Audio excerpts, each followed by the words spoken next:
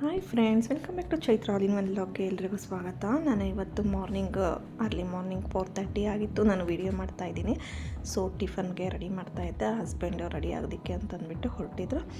ನಾನು every day ಇದೇ ಟೈಮಿಂಗ್ಸ್ಗೆ ನಾನು ಟಿಫನ್ ಎಲ್ಲ ಮಾಡೋ ಅಂಥದ್ದು. ಸೊ ಟಿಫನ್ ಚಪಾತಿ ಮಾಡೋಣ, ಅವ್ರಿಗೆ ಚಪಾತಿ ಮತ್ತು ಟೊಮೆಟೊ ಗೊಜ್ಜು ಮಾಡಿ ಬಾಕ್ಸ್ಗೆ ಹಾಕೋಣ ಅಂತ ಹೇಳಿಬಿಟ್ಟು ಪ್ರಿಪೇರ್ ಮಾಡ್ತಾಯಿದ್ದೆ. ಒಂದು ಸೈಡು ರೈಸು, ಒಂದು ಕಡೆ ಸೈಡ್ ಟೊಮೆಟೊ ಗೊಜ್ಜು, ಇನ್ನೊಂದು ಸೈಡು ಚಪಾತಿ. ಇಲ್ಲಿ 4 ಸ್ಟವ್ ಬರ್ನಲ್ಲಿ ಇರೋದ್ರಿಂದ ನನಗೆ ತುಂಬ ಸ್ಪೀಡಾಗಿ ಕೆಲಸ ಆಗುತ್ತೆ. ಸೊ ಒಂದೊಂದು ಟೈಮು ಆ ಕೆಲಸನೂ ಲೇಟ್ ಆಗುತ್ತೆ. ಸೊ ಮಕ್ಳಿಗೆ ಇವಾಗ ಸ್ಕೂಲ್ ಇಲ್ದಲೇ ಇರೋದ್ರಿಂದ ಹಾಗಾಗಿ ಬ್ರೇಕ್ಫಾಸ್ಟ್ ಎಲ್ಲ ಏನೂ ಇರೋದಿಲ್ಲ, ಅಷ್ಟು ಕೆಲಸ ಕಡಿಮೆನೇ ಇರುತ್ತೆ.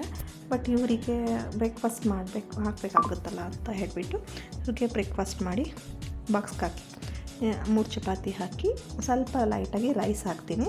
ಸೊ ರೈಸು ಜಾಸ್ತಿ ಎಲ್ಲ ಯೂಸ್ ಮಾಡೋದಿಲ್ಲ. ಚಪಾತಿ, ದೋಸೆ ಈ ಥರ ಇದ್ದಾಗ ಮಕ್ಳಿಗೆ ಬಾಕ್ಸ್ಗೆ ಹಾಕೋ ಟೈಮಲ್ಲಿ ತುಂಬಾ ಟಿಫನ್ಸ್ ಎಲ್ಲ ಮಾಡ್ತೀವಿ.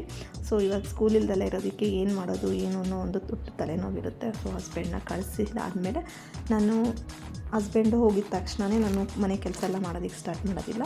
ಸೊ ಸ್ವಲ್ಪ ಹೊತ್ತು ಏನಾದರೂ ನನ್ನ ಕೆಲಸಗಳು ಇದ್ದೇ ಇರುತ್ತೆ. ಸೊ ಅದನ್ನು ಕುಚ್ಚಾಕೋಣ ಅಂತ ಹೇಳ್ಬಿಟ್ಟು ಕುಚ್ಚಿಗೆಲ್ಲ ರೆಡಿ ಮಾಡಿಕೊಂಡೆ.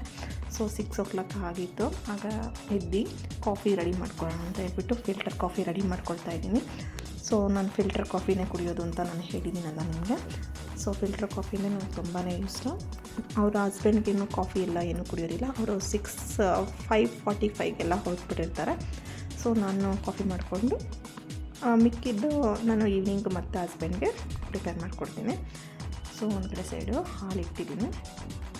ಸೊ ಇವಾಗ ಬೇಗ ಸಮ್ಮರ್ ಇರೋದ್ರಿಂದ ಬೇಗ ಬೆಳಗ್ಗೆ ಆಗುತ್ತೆ. ಸೊ ಹಾಗಾಗಿ ಕೆಲಸನೂ ಅಷ್ಟೇ ತುಂಬ ಬೇಗ ಮಾಡಿದ್ರೂ ಆ ಕೆಲಸ ಬೇಗ ಮುಗಿಯೋದು ಇಲ್ಲ. ಮತ್ತು ಸೆಕೆ ಆಗ್ತಿರುತ್ತೆ ಮಧ್ಯಾಹ್ನ ಟೈಮು, ಆ ಥರ ಎಲ್ಲ ಮಾಡೋದಕ್ಕಂತೂ ಆಗೋದಿಲ್ಲ. ಹಾಗಾಗಿ ನಾನು ಆಗಲೇ ಕಿಚನ್ ಎಲ್ಲ ಸ್ವಲ್ಪ ಕ್ಲೀನ್ ಮಾಡ್ಕೊಂಬಿಟ್ಟೆ. ಸೊ ಕುಚ್ಚಿಗೆ ದಾರ ಕಟ್ಟಿ ಎಲ್ಲ ಇಟ್ಬಿಟ್ಟು ಬಂದಿದ್ದೆ. ಕಾಫಿ ಮಾಡ್ಕೊಳ್ಳೋಷ್ಟೊತ್ತಿಗೆ ಕಿಚನ್ ರೆಡಿ ಮಾಡೋಣ, ಕ್ಲೀನ್ ಮಾಡಿಬಿಡೋಣ ಅಂತ ಹೇಳ್ಬಿಟ್ಟು ಕಿಚನ್ ಎಲ್ಲ ಕ್ಲೀನ್ ಮಾಡಿಕೊಂಡು ನಾನು ಕಾಫಿಗೆ ರೆಡಿ ಮಾಡ್ಕೊಂಡು ಕಾಫಿ ಕುಡಿದ್ಬಿಟ್ಟು ನಂತರ ಮಕ್ಕಳನ್ನ ಎಬ್ಬಿಸೋಣ ಅಂತ ತಿಳ್ಕೊಂಡು ಸೊ ಮಕ್ಕಳನ್ನ ಎಬ್ಬಿಸೋಣ ಅನ್ನೋಷ್ಟೊತ್ತಿಗೆ ಮಕ್ಕಳು ಎದ್ದೇಳೋದೇ 9 o'clock ಆಗ್ತಿದೆ. ಸೊ ಸಮ್ಮರು ರಜಾ ಇವೆಲ್ಲ ಇರೋದ್ರಿಂದ ಮಕ್ಕಳು ಬೇಗ ಮಲ್ಕೊಳ್ಳೋದು ಇಲ್ಲ, ಬೇಗ ಎದ್ದೇಳೋದು ಇಲ್ಲ. ಹಾಗಾಗಿ ಕೆಲಸನೂ ಕೂಡ ಲೇಟ್ ಆಗ್ತಿರುತ್ತೆ. ನಾನು ಶಾಪಿಗೆ ಹೋಗೋಷ್ಟೊತ್ತಿಗೆ ಸುಮಾರು 12 o'clock ಆಗಿರುತ್ತೆ. ನಾನು ಶಾಪಲ್ಲಿ ಕೆಲಸ ಮಾಡೋದಕ್ಕೂ ನನಗೆ ಇಂಟ್ರೆಸ್ಟ್ ಇರಲ್ಲ ಆ ಟೈಮಿಗೆ ಹೋದರೆ.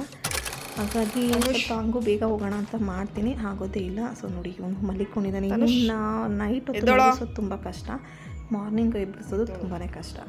ಸೊ ಕಷ್ಟಪಟ್ಟು 9 o'clock ಎಬ್ಬಿಸಿದ್ದೀನಿ. ಅಷ್ಟೊತ್ತಿಗೆ ನಾನೊಂದು ಸ್ಯಾರಿ ಮುಗಿಸಿದ್ದೆ. ಸೊ ಸಮ್ಮರ್ ಆಗಿ ತುಂಬ ಲೇಟಾಗಿ ಎದ್ದೇಳ್ತಾರೆ. ಸ್ಕೂಲ್ ಆದರೂ ಇದ್ದರೆ ಅವ್ರವ್ರ ಕೆಲಸ ಎಲ್ಲ ಮಾಡ್ಕೊಂಡು ಟೈಮ್ ಆಗುತ್ತೆ. ಇವಾಗ ಟೈಮೇ ಆಗ್ತಾಯಿಲ್ಲ. ಸೊ ಇವ್ರನ್ನ ಇಬ್ಬರೂ ರೆಡಿ ಮಾಡಿ ನಾನು ಶಾಪಿಗೆ ಹೋಗಬೇಕಾಗುತ್ತೆ. ಸೊ ಮಗಳು ಬಂದು ಡ್ರಾಯಿಂಗ್ ಮಾಡ್ತೀನಿ ಅಂತ ಹೇಳ್ಬಿಟ್ಟು ಡ್ರಾಯಿಂಗ್ ಮಾಡ್ತಾಯಿದ್ಲು. ನಾನು ಮಾಡಿರೋಂಥ ಡ್ರಾಯಿಂಗ್ನ ಅವಳು ಫ್ರೀ ಹ್ಯಾಂಡ್ ಡ್ರಾಯಿಂಗ್ ಮಾಡ್ತಾಯಿದ್ಲು. ಸೊ ನಾನು ಟ್ರೇಸಿಂಗಲ್ಲಿ ಮಾಡಿದ್ದೆ, ಅವಳು ಫ್ರೀಯಾಗಿ ಹ್ಯಾಂಡಲ್ಲಿ ಡ್ರಾಯಿಂಗ್ ಮಾಡ್ತಾಯಿದ್ಲು. ನಂದು ಸ್ಯಾರಿ ಟ್ಯಾಸಲ್ಸ್ ಎಲ್ಲ ಕಟ್ಟಿ ಮುಗ್ದಿತ್ತು.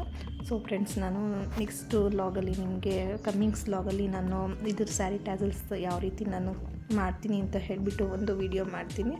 ಸೊ ಮೊದಲಿಗೆ ನಾನು ಇದನ್ನೆಲ್ಲ ಸ್ವಲ್ಪ ಪ್ರಿಪೇರ್ ಮಾಡ್ಕೊಬೇಕಾಗುತ್ತೆ, ನನಗೆ ಯಾವ ಥರ ವಿಡಿಯೋ ಶೂಟ್ ಮಾಡಬೇಕು ಅಂತ ಹೇಳಿಬಿಟ್ಟು.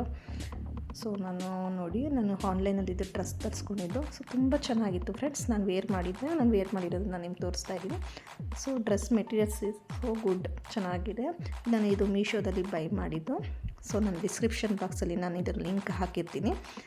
ಬೈ ಮಾಡೋರು ಬೇಕಿದೆ, ಇದನ್ನು ಎಲ್ಲ ಕಲರ್ಸು ಸಿಗುತ್ತೆ. So all sizes of available.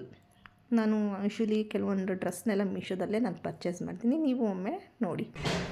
ನಂತರ ಈವ್ನಿಂಗು ಮ್ಯಾಂಗೋ ಜ್ಯೂಸ್ ಮಾಡೋಣ ಅಂತ ಹೇಳ್ಬಿಟ್ಟು, ಇದು ನಾನು ಮನೆಯಲ್ಲೇ ಬೆಳೆದಿರ್ತಕ್ಕಂಥ ಮ್ಯಾಂಗೋ.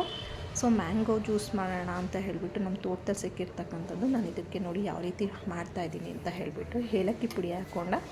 ಸೊ ಮ್ಯಾಂಗೋನ ಕಟ್ ಮಾಡಿ ಹಾಕ್ಕೊಂಡಿದ್ದೀನಿ. ನಂತರ ಇದಕ್ಕೆ 1.5 ಟೇಬಲ್ ಸ್ಪೂನಷ್ಟು ಶುಗರ್ನ ಆ್ಯಡ್ ಮಾಡ್ಕೊಳ್ತಾ ಇದ್ದೀನಿ. ಇದು ಸ್ವಲ್ಪ ಜಾಸ್ತಿ ಕ್ವಾಂಟಿಟಿ ಮಾಡ್ತಾಯಿದ್ದೀನಿ. ಸೊ ಮಿಕ್ಸ್ ಮಾಡ್ಕೊಳ್ಳೋಣ. ಸೊ ನಂತರ ಇದಕ್ಕೆ ನಾನು ಸ್ವಲ್ಪ ಪೇಸ್ಟ್ ಥರ ಆದಮೇಲೆ ನಾನು ಇದಕ್ಕೆ ಹಾಲನ್ನ ಆ್ಯಡ್ ಮಾಡ್ತೀನಿ.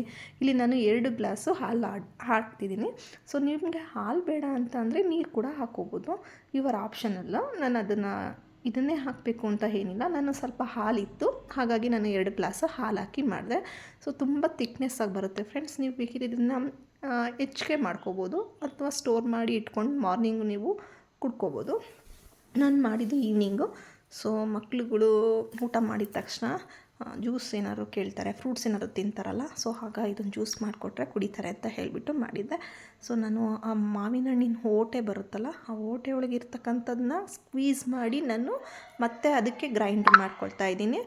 ಸೊ ಯಾವುದೇ ರೀತಿ ವೇಸ್ಟ್ ಎಲ್ಲ ಮಾಡಬಾರ್ದು ಅಂತ ಹೇಳಿಬಿಟ್ಟು, ಫ್ರೂಟ್ಸಲ್ಲಿ ಅದು ತುಂಬ ಯಾವುದೇ ನ್ಯಾಚುರಲ್ಲಾಗಿರೋಂಥ ಫ್ರೂಟು, ನಾನು ಹೊರಗಡೆಯಿಂದ ತಂದಿರೋದಲ್ಲ. ಇದು ನಮ್ಮ ತೋಟದಲ್ಲೇ ಸಿಕ್ಕಿರ್ತಕ್ಕಂಥ ಮಾವಿನ ಹಣ್ಣು, ತುಂಬ ನ್ಯಾಚುರಲ್. ನಾನು ಯಾವುದೇ ರೀತಿ ಔಷಧಿ ಹೊಡ್ದು ಆ ಥರ ಎಲ್ಲ ಏನೂ ಮಾಡಿಲ್ಲ. ಸೊ ಹಾಗಾಗಿ ನಾನು ಇದನ್ನು ಜ್ಯೂಸ್ ಮಾಡಿ ಒಂದು ಕಂಟೈನರ್ಗೆ ಹಾಕ್ತಾಯಿದ್ದೀನಿ. ಸೊ ಇದನ್ನು ನಾನು ಮಕ್ಳಿಗೆ ಊಟ ಆದಮೇಲೆ ಕೊಡೋಣ ಅಂತ ಹೇಳಿಬಿಟ್ಟು, ನೀವು ಒಮ್ಮೆ ಟ್ರೈ ಮಾಡಿ, ತುಂಬ ಅದೇ ರೀತಿ ನನ್ನ ಚಾನಲ್ನ ನೋಡ್ತಾಯಿರಿ. ಯಾರು ಸಬ್ಸ್ಕ್ರೈಬ್ ಮಾಡ್ಕೊಂಡಿಲ್ಲ ಪ್ಲೀಸ್ ಸಬ್ಸ್ಕ್ರೈಬ್ ಮಾಡ್ಕೊಳ್ಳಿ.